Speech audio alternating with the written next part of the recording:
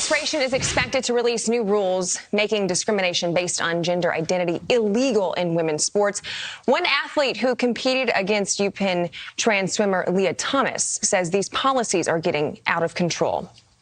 The majority of us female athletes, or females in general really, are not okay with this and are not okay with, the trajectory of this and how this is going and how this could end up in a couple of years.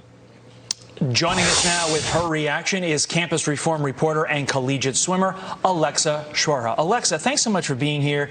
Will these new rules by the Biden administration be the final nail in the coffin that ultimately destroys sports for women and girls?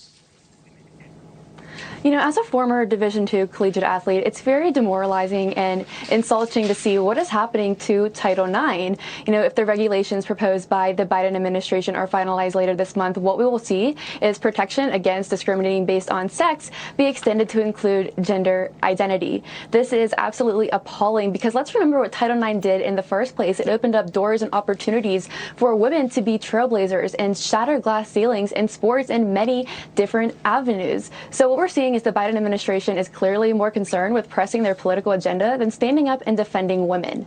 So we just heard that soundbite from Riley Gaines saying the majority of female athletes, they really don't agree with this. So from your perspective, from the people that you know, the female athletes as well as the parents, I'd even put the parents in on this one as well. Do they share the same sentiment that Riley does and that you do? And is it that they're too afraid to say anything, or are they on board with what the Biden White House and not only that, but the NCAA are doing?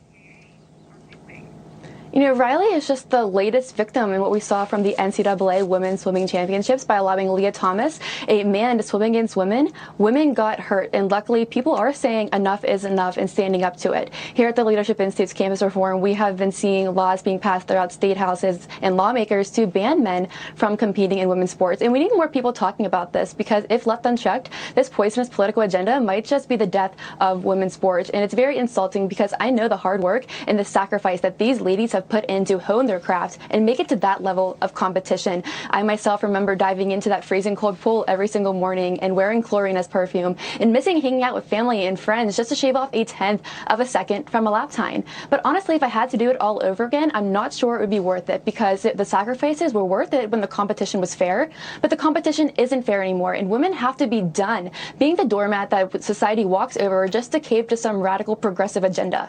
Along those lines, Alexa, where are the feminist groups? Why aren't they speaking out in support of women and girls? What we see time and time again here at the Leadership Institute's Campus Reform is what happens on a college campus becomes mainstream in society, and we've been covering liberal bias on college campuses for over a decade. So when students hear these left-wing talking points from their professors, they're going to internalize it, and it's become a reality when they graduate. And what we see happen is people who have opposing views, who have conservative views, are scared to speak out. But luckily, we are seeing more and more people stand up and say that this is wrong. The University of Arizona collegiate swimmer alumni penned a letter to the NCAA asking them to reconsider allowing men in women's sports, and we need more direct action. We need more people saying enough is enough and demanding fairness and integrity in women's sports. Alexa, what's it going to take? I personally think that it's going to take more than just the women's groups. It's going to take more than just the parents of these women to step in and do something. I also think that men are going to have to step up and do something about this as well. What do you think?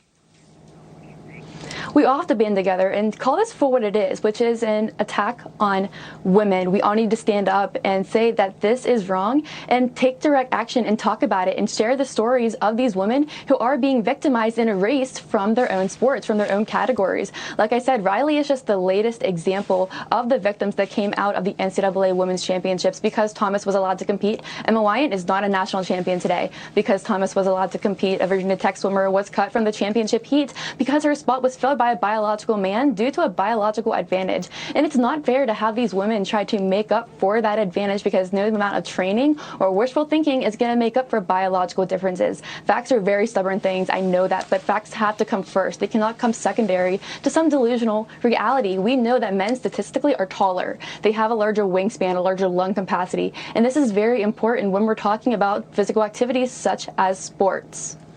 It is so frightening to see what the playing field looks like for women in 5, 10 years. This has happened very, very quickly, at least it seems to us that aren't participating in sports at the collegiate level on a day in and day out basis. Seems like it happened like that. It's scary to see what the next couple years will bring. Alexa SCHWERHA, we appreciate your time and your insight this morning. Thank you very much. Thank you so much.